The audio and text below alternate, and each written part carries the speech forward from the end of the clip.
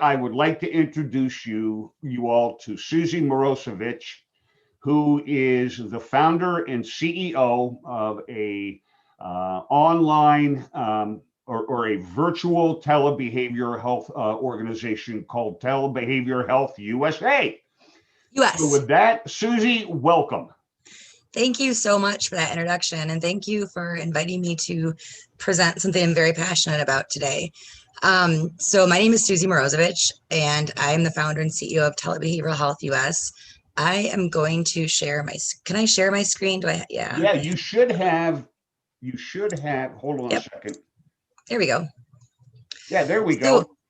just a little bit real quick about who I am. I'm a licensed clinical social worker. I've worked in many different capacities in the field. And it was it was in 2014 that my youngest son got sick. And as a social worker, the option to work from home wasn't an option. And so I ended up having to work from home. I stumbled into online therapy, and I started kind of thinking about that. It was prior to laws changing where we could, payers, insurance companies would have to reimburse social workers to do it. So I am a huge policy nerd. Being on the spectrum, we have like one narrow focus, and my narrow focus has always been human behavior.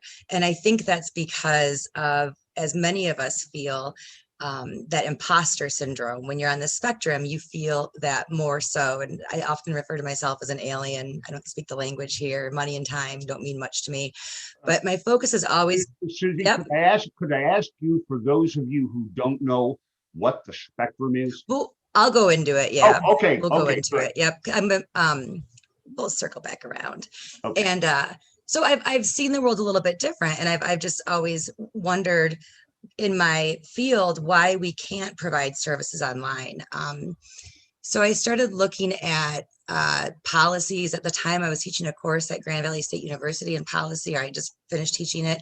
And my projection was that telebehavioral health was going to be the future. In 2014, we were already meeting our spouses online. Why can't we? What do you need me to pin the speaker so we can see it? Yeah, how do I do that? Let's see here. Chris, you know how I pin myself so that they can see me during the presentation? That's a good question.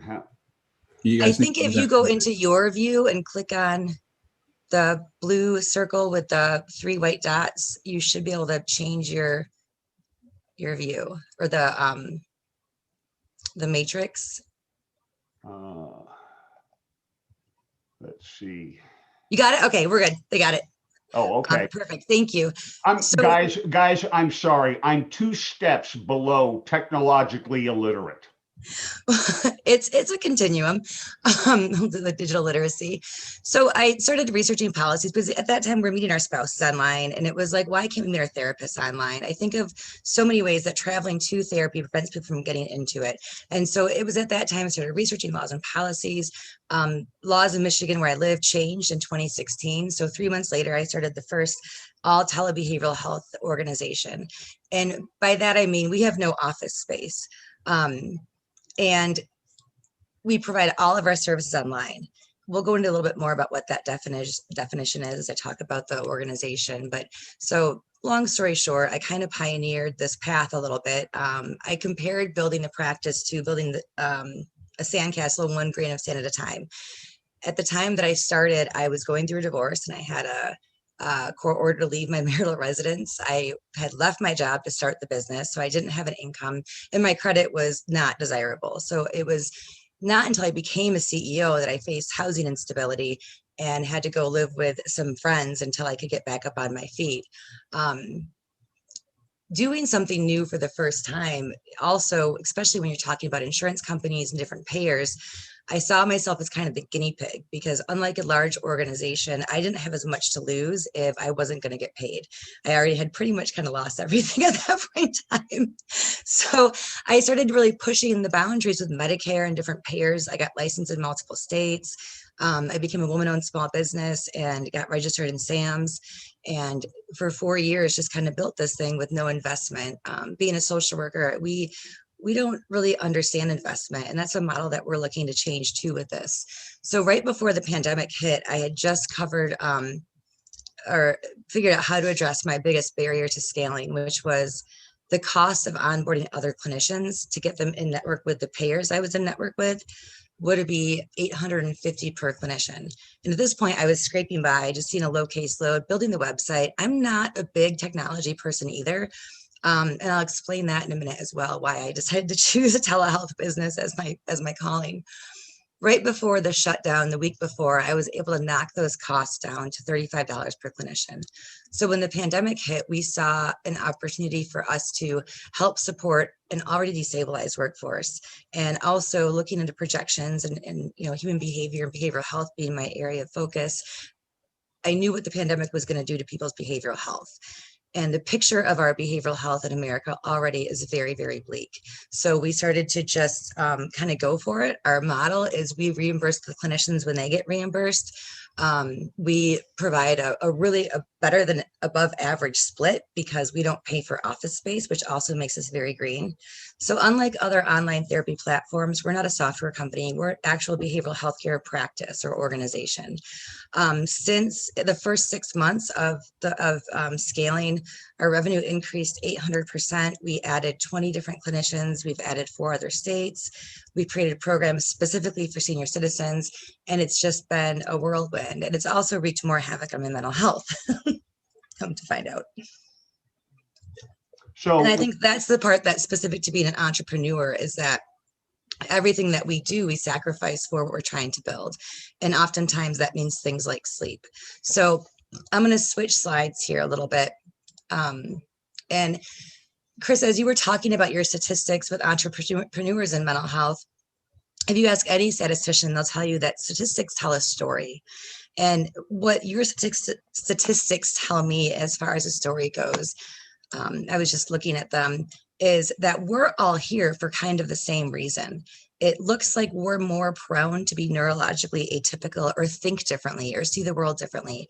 We're more likely to be ADHD. We're more likely to struggle from substance abuse, more likely to be bipolar, have psychiatric hospitalizations. What those also tell me is we're more likely to not sleep. We're more likely to sacrifice sleep for everything else and sacrifice our ways of taking care of ourselves for everything else. The picture that the statistics on mental health or behavioral health in America paint, from the way that I see it, is what's on this slide. So you see that map of America. Mental illness, prior to about 2 months ago with the coronavirus, mental illness has been the leading source of disease burden in the United States for a long time. That map represents mental health provider shortage areas in the United States. All of the dark blue areas, the whole county is a provider shortage area. So this map also was one of the reasons I was able to do what I do, because I looked at this map, and so many haven't. Medicare has specific rules about reimbursement. You have to be in a mental health provider shortage area to reimburse online. Well, most major metropolitan areas are in a mental health provider shortage area. So looking into that helped leverage me a little bit in terms of pioneering, because even though nobody could tell me what you're doing is legal or ethical, which I've learned in my field means reimbursable, unfortunately, this map told me that. So we have 111 million Americans living in a mental health provider shortage area. It's the leading source of disease burden. Suicide has gone from the second leading cause of death in the past 2 years for ages 14 to 24, to the second leading cause of death to those ages 10 to 34. According to Congress, about 5 years ago, this is a workforce crisis. And when I interview agencies and I talk with people, we all focus, and it's such a bad echo in my ear, on stomping out stigma. We need to stop stomping out stigma. This is the second leading cause of suicide, being the second leading cause, largest source of disease burden. There should not be a stigma behind it. And I wonder how much of us discussing that stigma actually, one, prevents us from discussing the real issue, and two, creates a stigma around it. It's like a headache at this point in time. Yes, Chris, did you have a question? Yeah, Susie, you brought something up about telebehavioral health and virtual actual medical psychological practice versus some of the. Well, we're gonna circle around to it. All right, I'll shut up. I promise. So the way that I see this picture is in terms of my minor is in economics. And so I did a lot of studying of Marx when I was in my undergrad. And I see this as a workforce problem.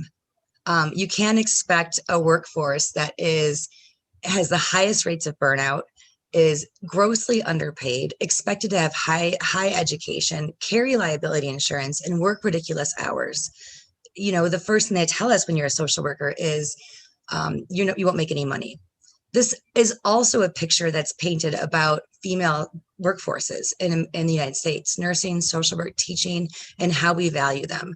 So, I feel like the event invitation kind of painted a picture of rags to riches about me. This is a story about the United States and the leading source of disease burden and how we failed to address it and how we failed to understand it. We can't stomp out the stigma if we don't understand what it is, what behavioral health is. So I look at it as we fix the workforce, we fix the problem, but all the technology in the world and all the evidence-based practice and everything else is not going to address this issue. The other thing with stomping out stigma is, on a side note, in 1999, Dr. David M. Satcher, who was the Attorney General at the time, wrote the first ever behavioral health, or the first ever Surgeon General report. It was on mental health, behavioral health. And in that, he called for us to, yes, continue stomping out stigma, but more important was for us to understand neurobiology and advancements in that, and to close that destructive gap between physical and mental health. So what I see is, if we change the workforce and we also inform the people about the brain's role in things and closing that destructive gap and allowing social workers to be revered the same as primary care physicians. It sounds a little dramatic, but that's me, so whatever. Then we fix the problem. So we created a clinically supported direct-to-consumer telebehavioral health practice. It's not a model we created. It was created about 10 years before I came along and did it by the American Telemed Association and the American Psychiatric Association. And again, like I said, this model changes the workforce conditions. We save money on the office space. And that money that we save in office space, we're able to pass on to our providers. They make a significantly larger amount of money working from home, which is important for a female dominated profession. And they get to set their schedule. We've also looked at what other things prevent providers from being taken care of so they can take care of others. And we've included those things in our model. We partner with them to help them market. We take care of all of their practice needs. We provide clinical oversight. The difference between us and these other organizations that people often think of when they think of telehealth is, there's supposed to be a link on there that works. They think of things like OpenPath, Empathy, Psychiatric Services, Teledoc, BetterHelp, MD Live, Talkspace, Able2. I'm going to tell you something about these companies that shocked me when I found out, which is about 2 years into building this practice. None of them are covered by HIPAA. Software companies are not bound by HIPAA. Healthcare organizations are. They also don't provide any clinical oversight of their clinicians, which creates so much risk in my field. They say all of our clinicians are licensed and credentialed, which my response is, well, that's the bare minimum that they should be. I wouldn't brag about that. The other thing that upsets me most about these is, besides they, in their terms and conditions, point out that it's not mental health treatment, that your therapist won't diagnose or treat or provide recommendations. They won't integrate care with your other providers. So going back to that destructive gap between physical and mental health, they can't do that. But worst of all, in my mind, is they take $500 million a year in estimated annual revenue away from providers, out of my workforce that's already struggling, and they trick people into thinking they're getting treatment. I'm not saying it's not helpful, but don't ask me, ask them. It's not therapy.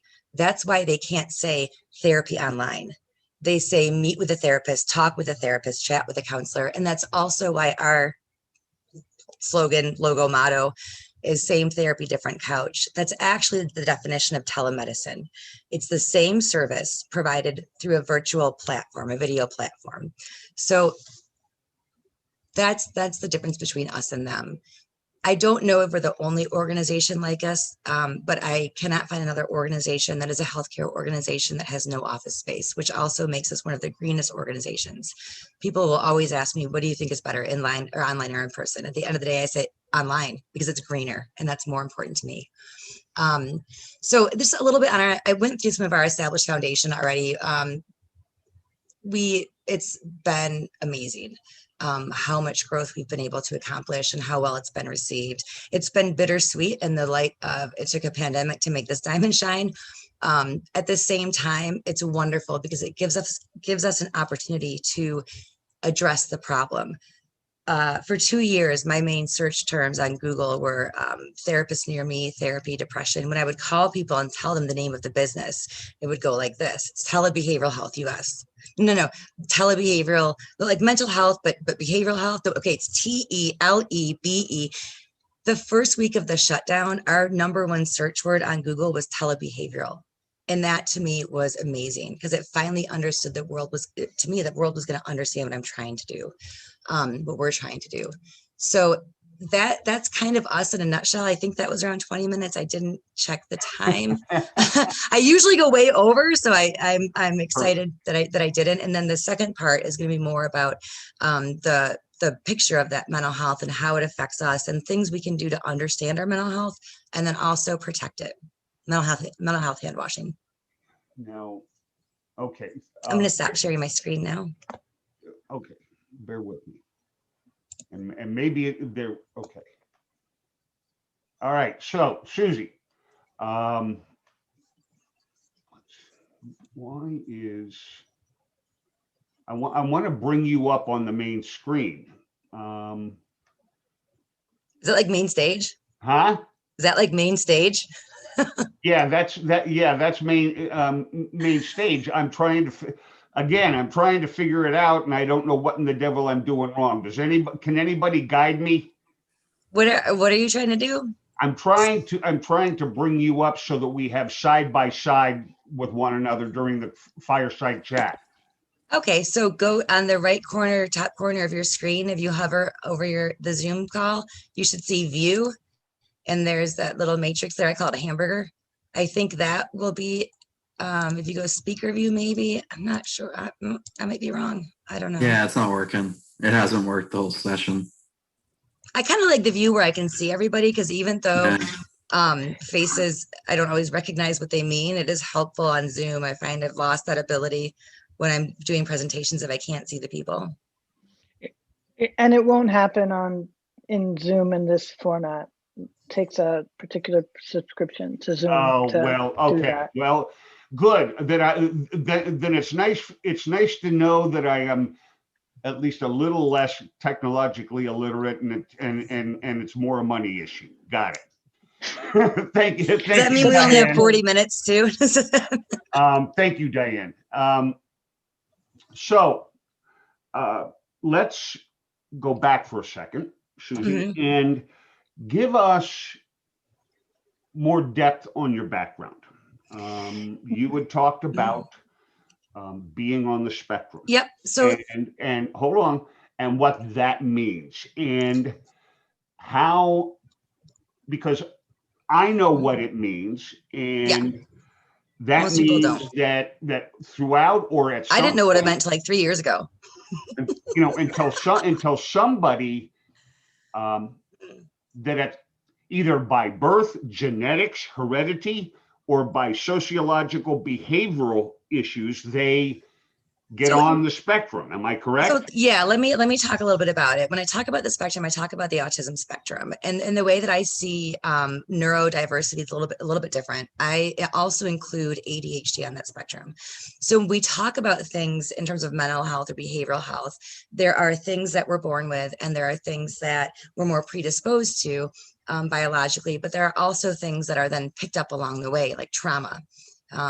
I remember a client who said to me once, trauma runs in my family. And I was like, oh, gee, oh no, it's not good because that means anyways. So it's really important that we honor neurodiversity because not every brain is created the same. But we have this expectation that all of our brains are created the same. Going back to the how we teach children in school. I graduated high school with a 1.9. My teachers had pretty much given up on me. I think I started smoking pot at age 13. I'd given up on me too, and so it was more just I think when I went to talk with my guidance counselor about college, they told me I should be a bus driver, which I'm still going to strive to do in retirement. I think that'd be a great way to circle back around. I got into college through a fluke. They were down in enrollment. I went to Western State College in Gunnison, Colorado.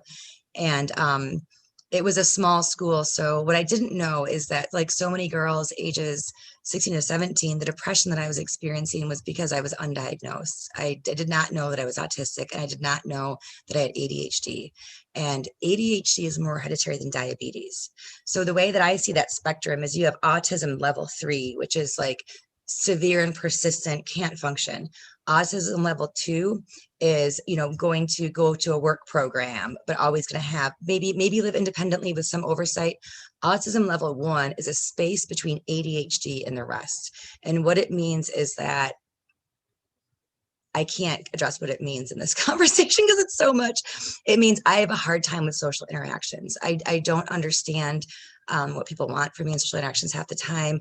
I have all the symptoms of ADHD and social anxiety. I have a really hard time reading a crowd. I have sensory issues. I will go full-blown T-Rex at certain points in time.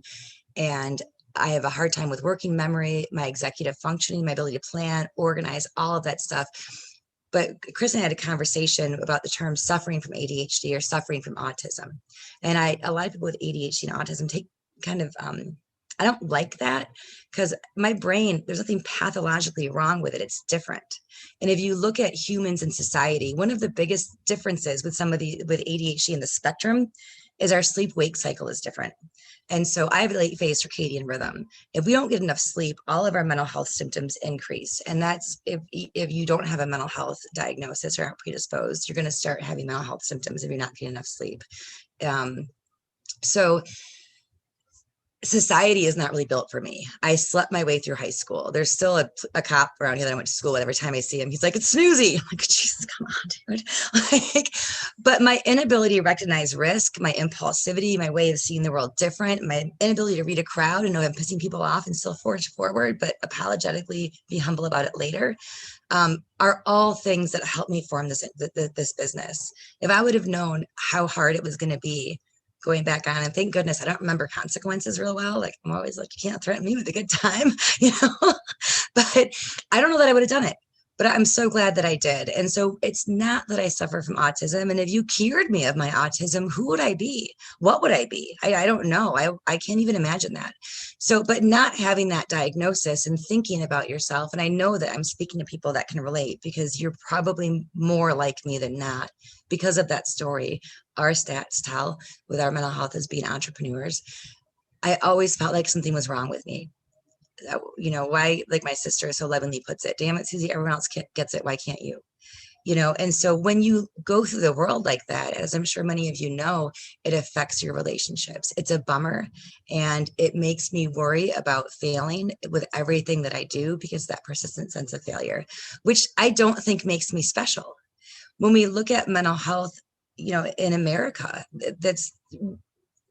as a clinician, my job is to help people find 10 thoughts of all the thoughts in the world that could make this problem be perpetuated. I only have to find 10. And same with beliefs, I only have to find 10.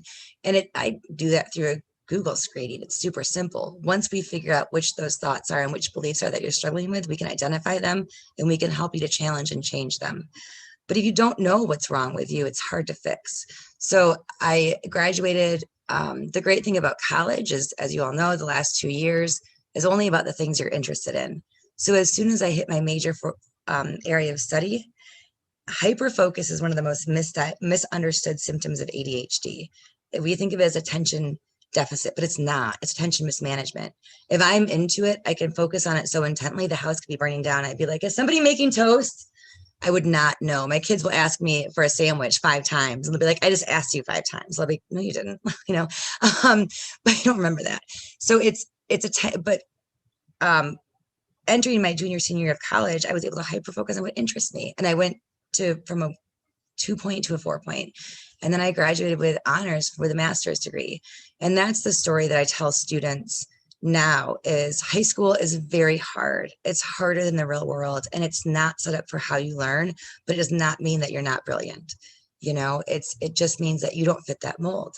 I don't know how much more of the story there really is, other than a few years back, I had my ex-husband he was a clinician, and pointed out maybe I was on the spectrum, and I thought it was something he was saying to be mean. I didn't understand what he said. So I started looking into it and talking with other women on the spectrum. And like the field, women on the spectrum are different. Women with ADHD are different. We understand ADHD in terms of male symptoms. And so we have this whole area of how autism has impacted women that we haven't even focused on. And so learning that the way that I had been successful, how I'd found success, was through masking most of my life and reading people. And when we misdiagnose adults, a lot of ADHD adults that are undiagnosed get diagnosed with bipolar in adulthood because they end up having substance abuse problems, the sleep problems increase the anxiety, it turns to what looks like mania. And we've conveniently changed the diagnostic criteria for bipolar to not have to have a manic episode with, oh, this is a bad one. It was, don't get me started, I will rant and tangent, but the pharmaceutical companies influence us enough to say all you need is 4 days of an inpatient stay. And that means you had a manic episode, which is not true for so many people that go inpatient. So just going inpatient can get you diagnosed bipolar. When you take an adult and that's ADHD and it's undiagnosed, you diagnose with bipolar or anything else, their life gets so much more confusing. When you diagnose them with autism or ADHD, it all makes sense. And so that was the experience that I had. And the more women that I talked to, the more adults that I talked to, it was like getting diagnosed and understanding how your brain works was life-changing. So now I know why I'm different. It's not a question. And I embrace doing things differently. And what I've stopped doing is trying to be something that I'm not, just to please other people. It was such a fucking waste of time. So much time. And that was the moment that I referred to as pulling the pin on the grenade of my life. I stopped trying to be something that I wasn't, and I embraced being who I am. And so while my masking got me through for 40 years of life, now I'm able to do things the way that I see fit and stop having to do things the way that everyone else tells me to do them, because my brain does not work that way. So that's that.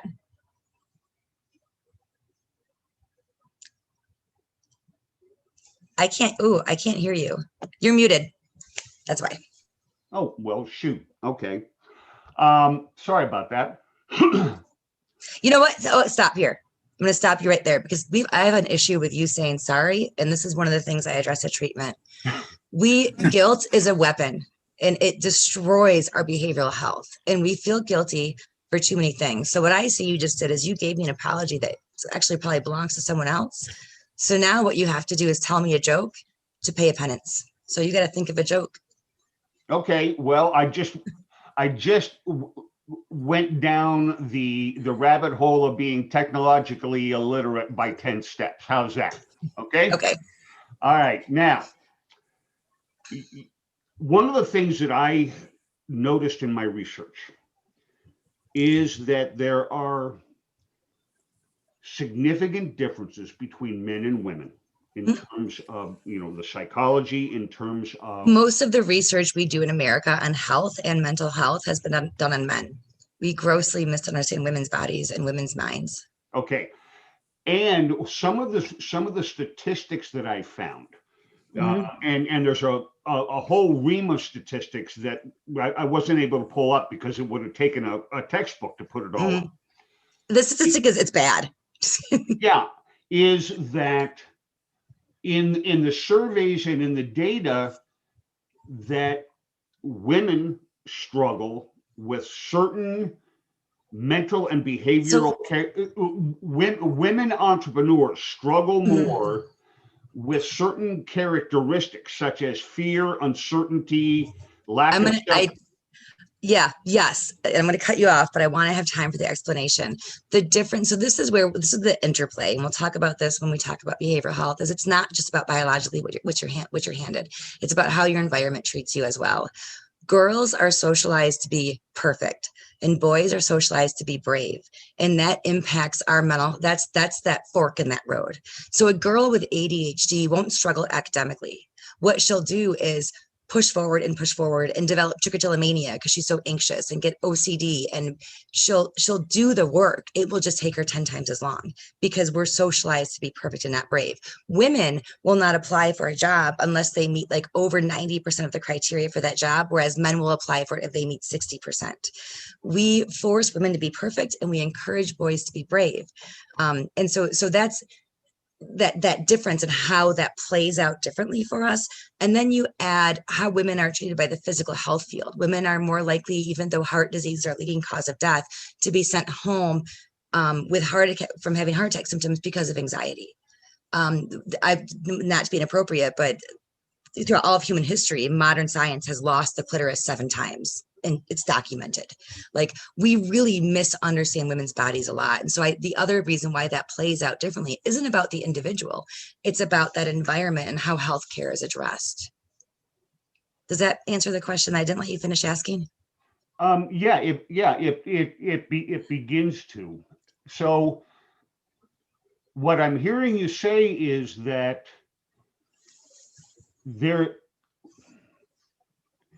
if you could just give a general sense of how much of who we are in terms of our mental health or our mental illness or our mental lack of health could be equated to heredity and genetics, versus social behavior, social learning, those types of things. So that's do you want me to go into that next presentation?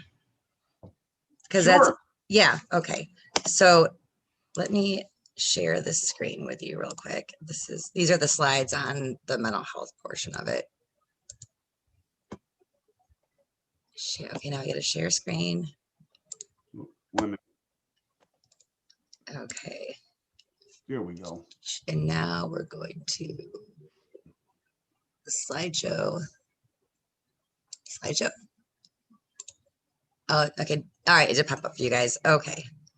So, we have referred to it as mental health, but about 20 years ago, we tried to make the shift to behavioral health, because it's not just about who we are mentally. It's about our mental well-being, our concept of ourselves, our ability to function, and also how we interact in everyday life. We used to think of it as either you're mentally ill or you're not. You are mentally ill, or you have impeccable mental health. And the way that I see it is, so this would be like people who stereotypical mental ill person that has such severe symptoms, they can't maintain employment. They're using different substances to cope with their symptoms. And they become dependent on them. They've lost their bonds and connections. They might have lost their housing, or when I think of impeccable, this is my joke. Nobody has impeccable mental health. The only people that claim to have no mental health problems are psychopaths and people in my field, which is kind of funny. But really what it is, it's a continuum between those 2 points. And every single one of us, I don't care where you start on that continuum in life, you can become a 0. And the quickest way to become a 0 or have no mental health, to completely deplete it, is to not sleep. So a 10 would be like your best day ever. And 9 would be like a really good day. A 7 would be like, if I'm vomiting rainbows, that's a better than average day. 6 might be, I'm in a conflict with a friend, problems with work, finances, car. Flying United Airlines will bring me to a 3 at any moment. Heartbreak, loss of someone, grief is very hard. But if we all chose to stay awake for 7 straight days, we would become psychotic, and we would present like that person that we think of when we think of the most severe mentally ill. Nobody's immune to this. We used to think psychotic episodes were like something you were predisposed to entirely, and only affected those that were schizophrenic. And they're not. They can be induced by not sleeping. It's not like you just on day 7 become psychotic.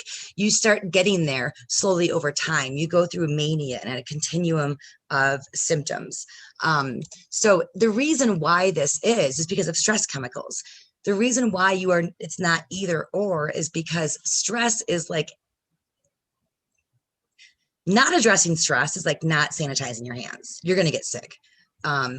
These stress chemicals, cortisol, norepinephrine, noradrenaline, cause behavioral health symptoms. They can cause mania, anxiety, hyperactivity, reward seeking, lethargy, and anhedonia. On a side note, I'm going to slow down, Chris. I know I talked too fast. We talked about that. It's not Narnia's bitchy little cousin. Anhedonia is one of the most difficult mental health symptoms I think I've ever experienced, and I'm sure some of you have too. It's that loss of interest and pleasure. When you lose your ability to experience joy, that is a hard thing.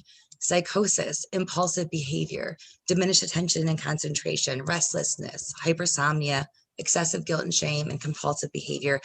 Also, the leading 6 causes of death in the United States are all linked to these chemicals.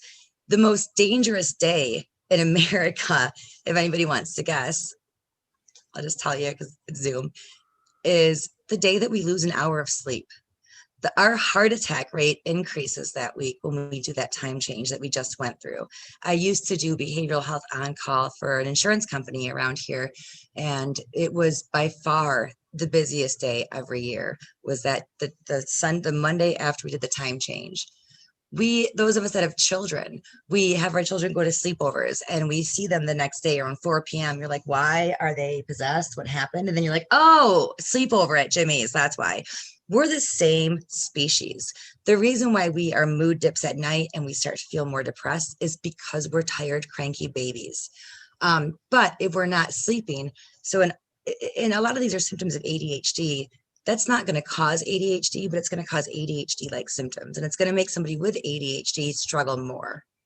On a side note, really quick, hyperactivity is not a bunch of energy. It's movement. So a lot of women that I work with who are ADHD and they have the hyperactivity, they're like, I have no energy. What do you mean I'm hyper? Well, they're like, I could fall asleep at the stoplight or in the doctor's office in under 2 minutes as soon as I sit down.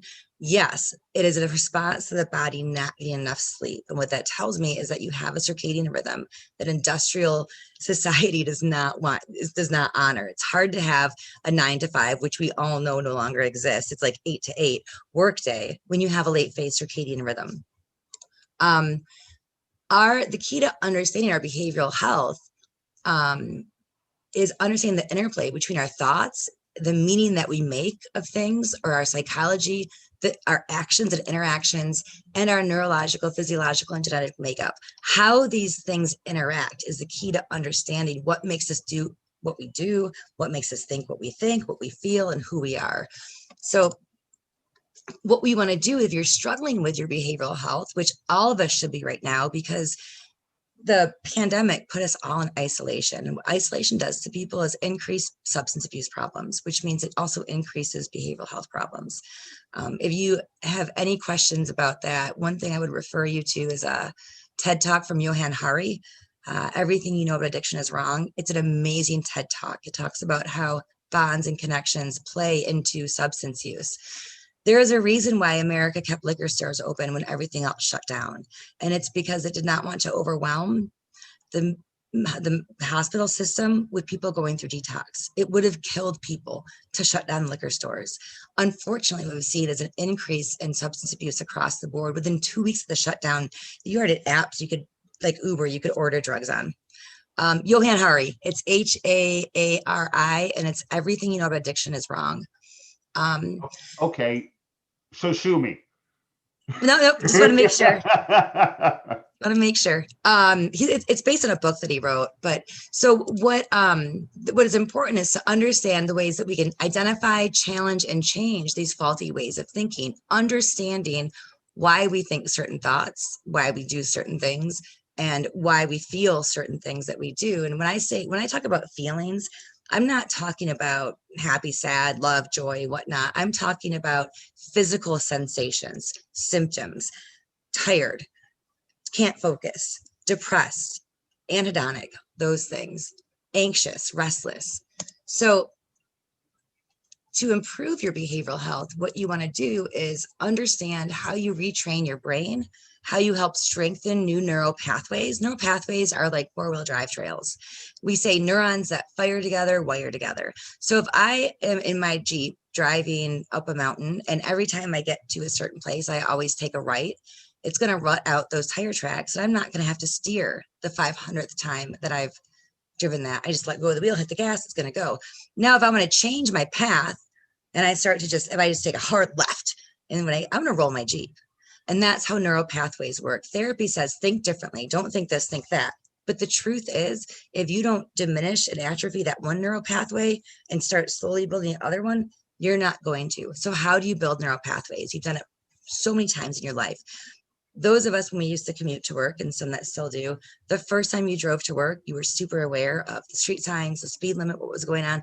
The 500th time, you were like, I don't even remember driving here. Like, did I teleport? Oh, that would be cool. Sorry. But it's because it becomes automatic. We like to think of muscle memory as a thing. It's not muscle memory. It's neural pathway memory, phantom limb syndrome, neural pathway memory. So what we want to, yep. You got to tell a joke. You just said sorry. I did. What does 0 say to the 8? I don't know. Hey, where'd you get that belt? Thank you. Okay, so it's about retraining those neural pathways, which is not hard to do and shouldn't cost you thousands of dollars. Sounds really technical, but it's not. It's about, to retrain a neural pathway, you have to be able to tolerate discomfort. And I'll explain that in a second. Medication management, sleep, falling and staying asleep. I want to leave you today with a skill to help you fall asleep quicker. Because if there's one thing I know about people and the brain is that when we're laying in bed, the brain thinks we're a sitting duck. So we're always going to worry a little bit because anxiety is survival for the brain. So I'm going to help you not do that. Accommodations, academic, educational, occupational, addressing substance use. Thinking, we look for these thoughts, all or nothing thinking, concrete operations, taking things personally, unnecessary guilt and shame, mind reading. So if anyone's familiar with the 4 agreements, if you start focusing on those, that will help you address some of your own cognitive distortions. And those 4 agreements, if you Google 4 agreements, it'll pop up. It's the whole first section's on the domestication of humans. It might be kind of out there. Just skip to the 4 agreements. Although I love the domestication of humans theory because I think we're way too domestic and we should be a little more feral and evolve. But the 4 agreements are: don't take things personally. We all think when we walk into a room, everyone's judging us. And the truth is they're worried about us judging them. They're not thinking about us. The best way that I get a really stuck, anxious person who's got social anxiety to get over it is to point out the narcissistic nature of social anxiety. Not everybody's thinking about you. And I'll tell you what people with social anxiety hate more than anxiety is being called a narcissist. So don't take things personally. The second one is be of your word. The third is always try your best. And the fourth is don't make assumptions. Always seek clarification. We tend to think people will say one thing to us. I'm like, oh, I know what you mean. So I want you to start collecting those meanings and writing them down because that's your negative core belief. And you suddenly start to feel all these people know this one thing about you. And that's not true either.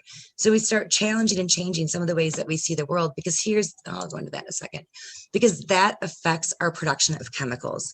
Stress chemicals are produced whether we believe something bad is happening, it actually is happening, or we think about it happening. If I start talking with you right now about my children dying, I'll be in tears in 2 minutes. I can already feel the sensations in my face changing as I talk about it. I don't like the believe it to achievers either. I kind of want to throat punch them half the time. But the truth is that you have to think in the direction you want to turn. And if you think sad thoughts, you will physically and mentally feel more sad. And then we look at exploring actions and interactions. Avoidance, isolation, self-sabotage. Don't get me started. I am a sniper with laser-like precision when it comes to self-sabotage. Because being ADHD, waiting to the last minute makes me function better, apparently. The most important part is that you understand your human brain. The brain's jerk, and you have one and I have one. And we take too much ownness over our feelings. Someday I'd like to write a book called No, Your Feelings Are Not Valid. Sorry, your mother told you that. The brain is going to make you feel things that you shouldn't feel to convince you that you're making movement away from survival. So we have our brain, and then you have one part, the reptile brain, the limbic system. And the limbic system tells you there's 4 choices to stay alive. You've got to seek comfort. You've got to eat. You've got to reproduce. And you've got to go into fight or flight when you are threatened with something. But then you have the computer, which is your frontal cortex, which separates you from lizards, birds, dinosaurs that are only limbic system and brainstem. Our computer mitigates some of those messages. So let's talk about me and a pan of brownies. I could have eaten a 4-course meal. My brain's going to say a pan of brownies because having the neurological stuff that I have, I crave sugar more than non-neurologically atypical people. or neurologically difficult people. And I could be full, but it's not about, I'm not hungry. It's about what's in that brownie that my brain wants. And so if I say to myself, no brain, no brownie, the brain is going to go, oh, watch this. And it's going to make me it's going to make me start to feel like I'm making movement away from survival. That my brain has told me that brownie is survival, not in words, but in feelings. So then I won't ever admit I've eaten the brownie. I'll graze and the pan will disappear, but I didn't eat a brownie. I didn't eat a brownie. I ate 5,000 quarter brownies. Okay. But then I'll walk away and feel guilt for not being able to control my impulses and whatnot. So then I have that belief. Now I'm no good. And that thought produces more stress. So our brain has one job, and it's to keep you alive by controlling you through neurochemical homeostasis. What that means is that one, it only knows two directions. You're always either making movement towards survival or movement towards death. So the limbic system is the one that's going to tell you it's movement towards death. If you ever question the existence or the power of the limbic system, I want you to go sit in a bar and watch really drunk people, because alcohol shuts off your computer. And let's go back to what the limbic system tells us to do. Fight or flight, seek comfort, eat, and reproduce. When I'm on Ionia Street at 2 o'clock in the morning, watching them leave the bar and shoes are in hands and people, I know where they're going. They're going to Taco Bell and they're going to go bump uglies. I know that. And we also know that 48% of violent crimes happen under the influence of alcohol, so it's the lizard people. So movement towards survival, movement towards death. If you tell your brain, no, I can't eat that brownie, or no, I can't walk away from this argument, or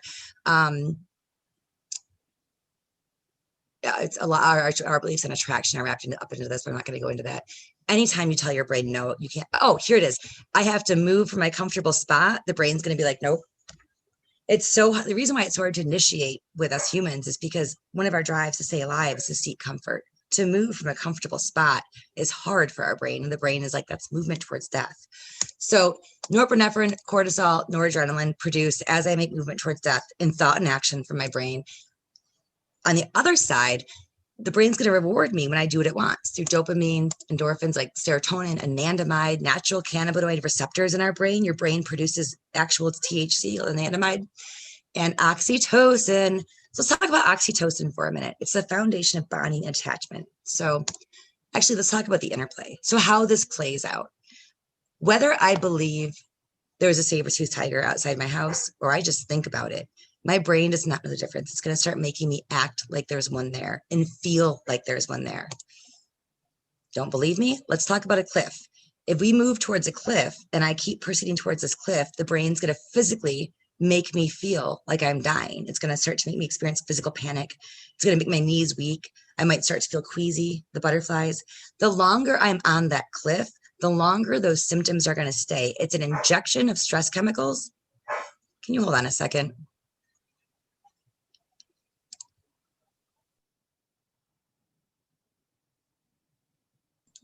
Okay, sorry, the dog's barking.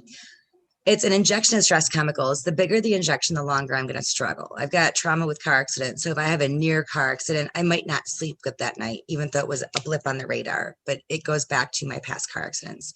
So now I want you to imagine yourself on the 47th story of a high-rise building with floor-to-ceiling windows, and you're pushing your nose against it.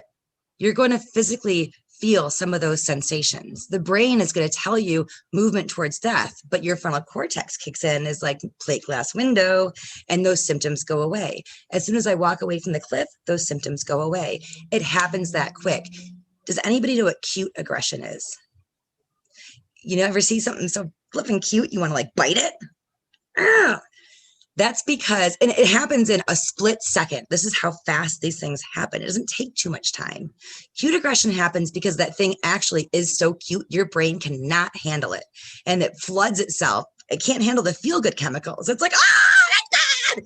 And so it floods itself with aggression chemicals to create homeostasis. That is the power of the brain. And you cannot deny you've not experienced cute aggression. All right, now we'll talk about oxytocin. Oxytocin is that feeling that you feel when you meet someone and you're like, oh my God, they're so cute. And you get around them and you're all swirly and it feels good. Oxytocin's like the best drug ever. Like, come on. It's also the foundation of bonding and attachment.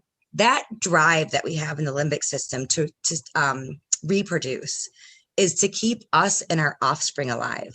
And so this is where oxytocin comes into play. So if I'm married and I go into work and there's a totally cute person there and I'm like, ooh, hello. And I start to feel oxytocin, which is a feeling of love, as we've told ourselves. It's just a biological chemical reaction, actually, but to get us to have sex. But I might walk away from that and start thinking, I'm not a good wife. This means that I don't love my husband. And none of that's true. It's no different than me walking in the break room and seeing someone eating my favorite sandwich and going, damn, that looks good. You know, but because of the connotation behind it, we put different meaning on it that then causes more stress and changes our actions. Also comes into play with children. The baby's cry by nature is designed to make us feel pissed off. So I always tell young moms, if your baby's cry doesn't make you want to drop kick it, then something's wrong with your brain. But the fact that you don't drop kick it is what makes you a good human and a great mom. It's the reason why it's designed like that is to put us in movement. So it's uncomfortable. So we'll make it stop. We pick the baby up and the brain releases oxytocin, and that feels good.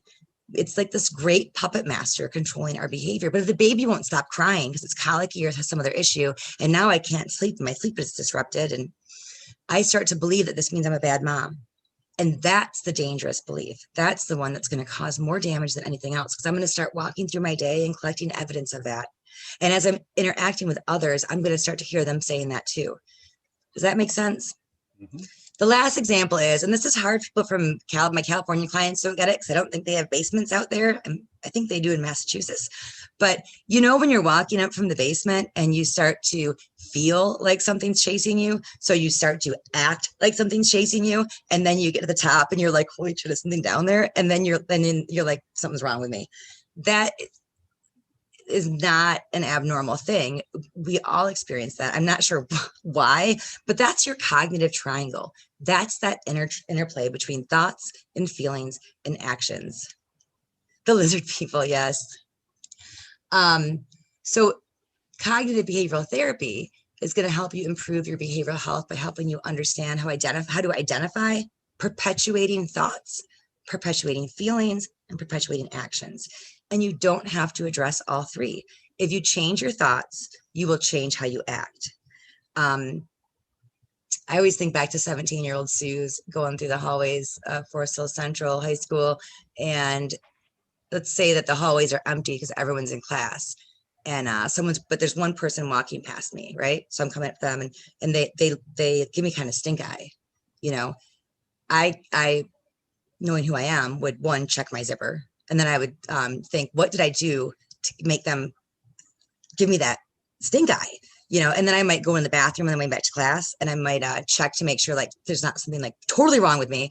And now I'm late to class and I'm stressed out. So in between class, I'm not stopping and saying hi to my friends.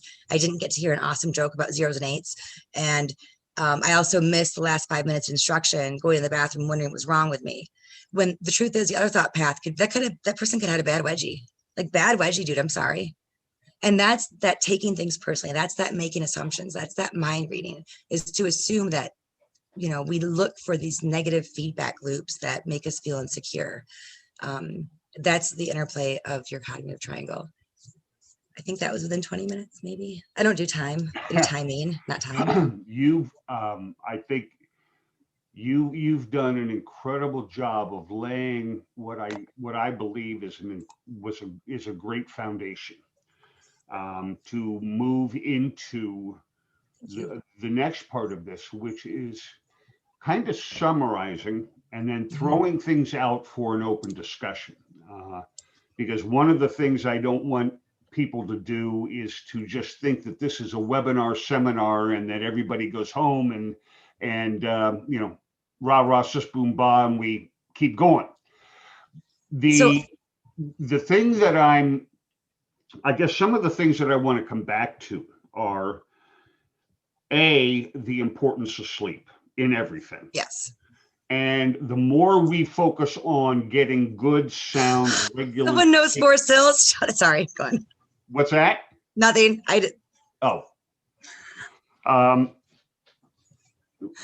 But if there's one thing that we have the most control over, on a daily basis is our sleep schedule and our sleep cycle. And we have a hard time falling asleep because, again, the brain's job is to keep us alive. And so if you are laying in bed, we don't lay in bed, Suze, we lay in bed. If you're laying in bed and you're sitting there, your brain is like, well, this is like being a sitting duck. So let's think about the things we should think about. And it could be anything from what you have to do tomorrow, like little errands. I call them pop quiz thoughts, the things you got to do that you don't want to forget. Or for some reason we go through periods where like I would lay in bed and suddenly this thought of dying before the kids would hit me. This happened, went on for like 6 months. I would just sit and think about it. I'm like, I'd be like crying. I'm like, why am I doing this? You know, what's the purpose of this thought? So what we tell people is count sheep, do progressive muscle relaxation. That's great too. But the problem is if you're counting sheep between 1 and 2 and between 2 and 3 and 3 and 4, your brain's going to go back to those neural pathways because those thoughts, especially if you like hound dogs at the back door, and if you give those thoughts scraps of attention frequently and you build those neural pathways, the minute that you're like, I can't think that thought, they're going to bark louder. So counting sheep alone does not work. We have to find something that allows you to think lightly and not recall. So I pulled up my screen here because this is a virtual mindfulness room that I created, and everything on here is a skill that you can access. My favorite one right here, which I call the most effective therapy skill, is this. Did that pop up? Can you guys see it? Mm-hmm. Okay. So it's called 5, 4, 3, 2, 1, see, hear, feel. So what you're going to do, it's a great way to fall asleep, although the first part of it is to see, bear with me. It's called a cognitive grounding skill. It's for people with trauma. When we start to think about our trauma, we leave the present moment and we sometimes relive that traumatic moment. So to ground our cognitions means to ground our thoughts back into the moment, which is why mindfulness is so important in my field, because mindfulness is being in the present moment. Most of the pain, the fear, the sadness that we experience is the anticipation of such. It's the thought of that happening. Yes, whatever gets you to sleep faster, whatever gets you to sleep is fine. Try to, if it's over the counter or prescription, try to stay on it too long. But if you have to reset some of your circadian rhythm, use supplements. Melatonin works for some, doesn't work for others. That's the other piece, is don't assume because it works for someone, it's going to work for you. Thank you. And also take melatonin not 1 hour before you sleep, but three hours before.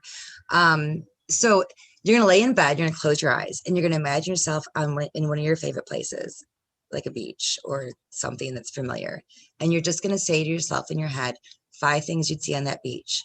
And then you're going to take a nice deep belly breath, and you're going to say 5 things you hear around you. So it would be like, I hear the fan, I hear the air conditioner, I hear my voice, I hear the fan and the air conditioner. It's not about overthinking about it, just going kind of fast. And then you're going to say 5 things you feel. Again, feelings, not emotions, physical sensations. I re-pierced my ear once. I pierced my ear, not paying attention, with a dull earring because I was in a hurry, I was in a rush, and I just crammed it through there. I thought it was the ear hole was being difficult. Realized 2 hours later that I actually created a new hole. If I would sit here right now and try to re-pierce my ear in front of you while thinking about it, it would hurt. I wouldn't do it. And I did it without even noticing because I wasn't in that moment. So a lot of times we feel physical sensations that are uncomfortable, especially while trying to sleep, and we don't address them because we're too much up in here. So 5 things you feel. I feel my back in the bed, my head in the pillow. I might feel my hair on my neck. I feel, my comfort, my covers on myself, my head on the pillow. You can say the same 5 things over if you want. And then you say 4 of each. 4 things you would see on that beach, 4 things you hear in your room, 4 things you physically feel, 3 of each and 2 of each. And you can't seek and recall at the same time. And that's the magic of this. That's why this works as opposed to counting sheep. And that is how we close that destructive gap between physical and mental health, understanding the brain and adapting the skill to make it work. If you go back to that room, these are all, this is one of my favorite things, is to take a minute during the day and do a puzzle. These puzzles are so much fun. And it's just like doing a puzzle in real life. You have the pieces. Take time for yourself. The most important thing in your life is your ability to do and engage in the things that you love and enjoy, even if it's just for you. Be more selfish. And I tell my guilty, negative core beliefs thoughts, I call them Kevin. So I was like, shut up, Kevin.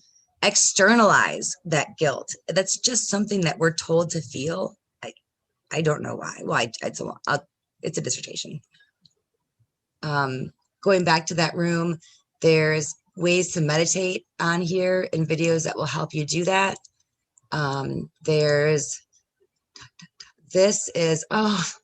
I use Bob Ross to fall asleep too. Another great sleep skill. Just listen to the man. Just put on YouTube and listen. It's so good. There's also a really great podcast called Nothing Much Happens. And it's bedtime stories for adults. That helps me fall asleep as well. It's a guided meditation, really is what it is. Susie, Yep. is there a way that those of us on the call would be able to somehow access this and the resources that you're going over? Yep. This is just, if you go to our website, telebehavioralhealth.us, and you go to virtual rooms, there's actually a bunch of them. So we have my favorite one that took the most time for me to build, because I had to consider that digital technology continuum or digital literacy continuum for seniors is the senior game room. If you click on the TV, it's all shows, it's older shows, no third-party sign-ins, nothing like that. You can watch them for free. If you click on, where did it go? There it is. The piano is one of my favorite apps ever. I'm not sharing my sound with you, but it's so relaxing. You just play it and it plays these classical pieces. You just tap your screen. Oops, hang on. I don't think you'll be able to hear it. But there's artsy things you can do. There's a whole bunch of crossword puzzles and all of these things that we can do that do more unproductive things. We are not human doings. We are human beings. And it's really hard for us in this day and age to just be and do something non-productive. We used to say to people, journal, it will make you feel better. Well, for some people, but journaling for a lot of people increases anxiety. I'd be like, what am I going to journal about? Like, they're going to find it and think that I'm like crazy, and maybe I am. It's going to be like a haiku on tater tots. Or coloring has the same impact on the brain. We now know that journaling and coloring also help build healthy neural pathways and atrophy the other ones. Knitting, whittling, woodworking, putting on makeup is meditation. We have to improve and expand our definition of meditation away from 20 minutes of sitting still. I would never meditate if that would, God, that makes my skin crawl. Sorry, thinking about doing that. I skate almost every single day. I get on my roller skates and I go skate the trail. And that's the best meditation that I could do. It's also really great occupational therapy for my autism. So make time to do those things. It is the most important. Okay. What I'd like to do now is, if it's okay with you, I'd like to open it up to the floor for Q&A, for discussion. And start off by asking the question, what have you learned? What are you going to take away from this afternoon and from what Susie has put forth that you think you can use in your life tonight or tomorrow to help your mental health and well-being move forward? A really good joke.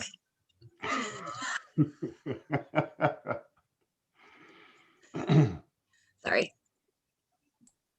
Well, I will say this, one of the silver linings for me with the pandemic is I gained or reclaimed, if you will, my commuting time, which in and of itself is a problem because that allowed me to do certain things. But I was able to go from getting up at 4 a.m. because I felt that I had to, because I just to get things done, right? And now I get up at 6 and I actually get 7 to 8 hours of sleep a night. That's amazing. And I could not believe, and you know, given the context of this conversation, it's like, duh, but like, I couldn't believe the difference that it made. I was like, I could feel like this all the time. This is insane. Oh my gosh. Right. And you know, Sloth, I experienced some of the same stuff. You know, at the beginning of the pandemic, I realized that I had more time on my hands. And so one of the things I had been working on, but not successfully up to that point, was how do I regulate myself to get more sleep, because I knew that I was suffering. And you know, you hit it on the head. I I said, okay, instead of trying to go to bed at 11 o'clock and then feeling like hell, at 6 o'clock the next morning, I'm going to make a commitment to myself for 1 week to be in bed no later than 9 o'clock in the evening and do something that for an hour that does not require me to, I'm not watching TV. I'm not staring at my computer. I'm doing something that allows me to begin to slow down my mind. And what was so amazing is my sleep began to change almost instantaneously. So now I'm to a point where it's actually working on the other side of it, where if I go to bed at 9 and I go to sleep by say 10:30, I'm up at 3:30, 4:35 in the morning because my body is naturally telling me, okay, enough. You've had your 7.5 to 8 hours sleep. It's time to get up. Let's go. But the beautiful thing about it is that I've listened to my body talk, and I've never done that before in my life. Yeah. It's that circadian rhythm. If we all believe that we were born with the same circadian rhythm, we wouldn't have made it as a species, because we would have all been sleeping at night, and the predator would have come and the fire would have gone out. So it's really a misconception in my mind to think that we all have that same circadian rhythm. And the rates of neurologically atypical people, ADHD and autism, are kind of consistent with what you would need for a species to stay alive. So I think of neurologically atypical people as the night watch, but so if my circadian rhythm is, and we have some control over setting it, but not when I had to go to work, and go to bed at 10, I could never sleep between 10 and 1. I would toss and turn and be up, and then 8 or 7 a.m. would come around, and it was like a bungee cord was attached to my bed. I'd be in the shower, and sometimes it felt like physically painful, kind of just like stand there. I was so tired. If I were to go to bed now I usually go to bed now at like 2, get up around 8 or 9. If I go to bed at midnight, that sleep between midnight and 2 does not count. And that if I have to get up at 6, I'll be exhausted from 6 to 8 because my body is used to being awake or asleep at that time. So people think, oh, I'll catch up on sleep by going to bed really early tonight. But it doesn't work that way. It works exactly how you did it, which was over time, kind of sticking with that routine. I do encourage people. Unisom, Costco has a great over-the-counter sleep aid. Unisom is wonderful. For a lot of people, again, I think it goes back to neurological, being atypical or not. Benadryl might make you more excited or happy or giddy. NyQuil is like a personal challenge to me where I'm like, take me down, NyQuil, I dare you. And I always win that one, I guess, like, because 4 hours later, I'm like, I've got like the worst restless leg syndrome. I'm just pissed off. Me on an unfailed NyQuil journey is not, you might as well have a T-Rex in the room. It's not pretty. So, but Unisom tends to work for a lot of people. Melatonin can work too, but I'm more concerned about you getting sleep than you becoming addicted to sleep meds. I've been a therapist for 15 or more years, and I have never had one person be like, I'm hooked on my sleep meds and I can't get off. Especially the over-the-counters. Use them for a week or two, try to reset that circadian rhythm and develop better bedtime routines and go from there. But use them when you need them. And don't wait till you need them to use them. Yeah. Susan, I have a quick. Yeah.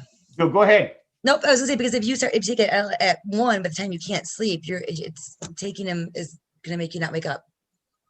Oh, okay. Just take them preventively. Like I know I'm not going to sleep tonight. I'm stressed out about certain things. I had a bad day. Didn't sleep well last night. Take that Unisom at 10 p.m. or 9 p.m. But if you take it too early, it won't work. Sorry, go on. Yeah. Oh, no. And just one last question, and then I'll mute myself. So I feel like I'm hogging the time a little bit. The opposite of the, hey, I've reclaimed 2 hours of sleep and now I feel great. The other side of that is, you guys can probably tell that I'm super, super shy. I'm very excited about getting back downtown and kind of getting back into, in being with my people and being with other creatives and not hanging out with these sexy drop ceiling tiles here at my home office. I've got the sexy drop ceiling tiles too. Yeah. But strangely, there's also this weird like underlying current of dread. It's really bizarre. Yeah. So Can you speak to that? Because I saw an article recently dread with with socializing. Well, just talking about like, I think the name of the title of the article was something to the effect of why we don't want the pandemic to end. I was like, what? And so I started reading it and I was like, this makes a lot of sense. And then it also spoke to some of the weird, like, why am I dreading being around people? That's so bizarre. Like, I love people, right? I thought I did. Okay, well, so there you go, though. Hold on. That does not mean that you don't want to be around people. That's that slippery slope, is don't make that to mean something that feeds in your negative core belief that something's wrong with you. For me, I've worked from home for 4 years prior to the pandemic, and I saw America go through some of the shifts in behavioral health that I went through in that time. I'm getting really out of practice with socializing. The pandemic, lives costed aside, it's taught us some things about ourselves and our families and our lives. It's reprioritized some things for us, and it's dispelled some pretty big myths. It's been not so bad for the environment as well. And not to say that, not minimizing all of the other horrible things that have gone with it, but I would say there's probably something else there, likely knowing that you're going to have to get up 2 hours earlier again. That you're, yes. Mm-hmm. And also now I love it. If I want to go skate during the day, I can hop out and go skate. It's nice. I don't have to run errands at the only rush hours down, because not everyone's running errands on the way home from work. Like it's been great for reducing our reliance on carbon emissions or on fossil fuels. So it's more likely your brain being like, no, I don't want to do that, because there is something uncomfortable and hard about that. Does that answer your question? Now, if it was dread about social stuff, I would say, because I have a lot of people now thinking they're agoraphobic. When you get out of practice doing something, it becomes harder and harder to do. And so socializing right now for a lot of people feels it's anxiety inducing, because it's been a while, and also then we have to put on pants now. Like, who wants to really, seriously? I love Zoom now that will put makeup on your face. Actually, I did real makeup today, but Zoom will put makeup on. I'm like, this is great. Okay. I don't get dressed my waist down. Like, you can't smell me. I can work on the deck in the summer, So yeah, I hope that answers your question, Sloth. Okay. I want to be very cognizant of everybody's time. I want to thank you all for attending and participating. Susie, I can't begin to say how much I appreciate and we appreciate you sharing everything that you've shared this afternoon and this evening. Thank you for creating the space for me to do it. And you're my tribe. You're entrepreneurs. Many of you probably have some of the same stuff that I have, And so with that, we're going to end the event, and I want to go back to the 4 questions. And that is, if anyone wants to contact me, you can give my email address if anyone has any questions or wants follow-up stuff. Go ahead. It's I'm going to type it in chat because it's longer than the alphabet. Yeah, go ahead. And I'm going to be sharing this information with everybody as soon as the video is done. I'll be sending out a post-event newsletter. Can I get a copy of the video too, please? Oh, absolutely, you're going to get it. So, go back to the 4 questions. Who did you meet? What did you learn? What do you need? And how can we help? And with that, ladies and gentlemen, I wish you the most pleasant of evenings, and hopefully you'll take a couple of things away from tonight's event and be able to put them to work in your life to make your life a little bit better tomorrow morning. So that having been said, ladies and gentlemen, thank you very much for attending, and we'll talk to you soon. Thanks, guys. Thank you.